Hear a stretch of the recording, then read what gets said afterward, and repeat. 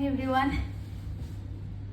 আপোনালোকৰ যদি কেতিয়াবা এনেকুৱা হয় যে দুখন ফ্লাইটৰ মাজত বহু সময় গ্যাপ থাকে তেতিয়াহলে এই ভিডিওটো আপোনাৰ কামত দিব স্কিপ নকৰিব আজি আহিছিলো গুৱাহাটীৰ পৰা কলিকতালৈ আহি পালো প্ৰায় 6টা বজাত আৰু মোৰ নেক্সট ফ্লাইটখন আছে ইউকে লৈ ৰাতিপুৱা 4টা বজাত ইমান দীঘলীয়া সময় কি কৰিনো কটাও মই এয়াৰপোৰ্ট অথৰিটিৰ ৰিটায়াৰিং ৰুমৰ খবৰ ললো ইয়াতে বৰ ধুনীয়া সাৰ্ভিস কলিকতা এয়াৰপোৰ্টত কাউন্টাৰ নাম্বাৰ 10ত আছে এইটো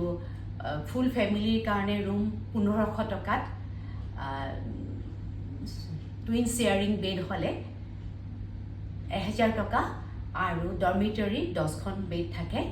লেডিজ আৰু জেন্টছৰ সেপাৰেট থাকে হেয়া 700 টকা জিএসটি লগ লাগি বাকিখিনি অলপ বেছি হয়কে পৰিমাণটো তেওঁলোকৰ চাহ ৰুমতে হোটেলৰ দৰে কেটলি আছে চাহ কৰি খাব পাৰে আৰু ফোন নাম্বাৰ আছে আপুনি খানাৰ অৰ্ডাৰ দি খাব পাৰে গতিকে আপোনাৰ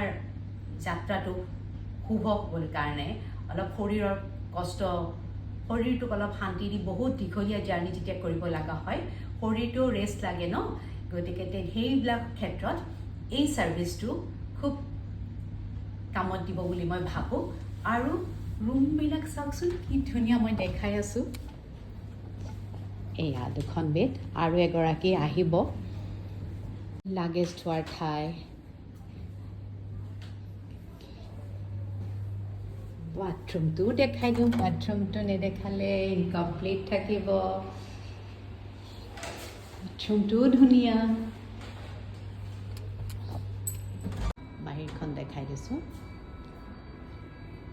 বহুখিনি ৰুম আছে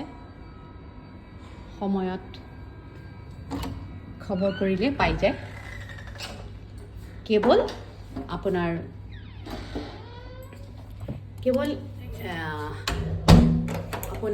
বোৰ্ডিং পাছটো দিব লাগে যিখন ফ্লাইটেৰে আহিলে আৰু নেক্সট ফ্লাইটখনৰ টাইম আৰু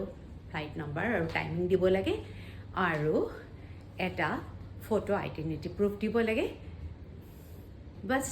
হৈ গ'ল সুন্দৰ সাৰ্ভিস পাই যাব এবাৰ আসলতে মই প্ৰথম এইটো এনেকে থাকি পাইছো গতিকে মই বহুত এক্সাইটেড কাৰণে মই আপোনালোকক জনালো ভাবিছো আপোনালোকৰ কামত আহিব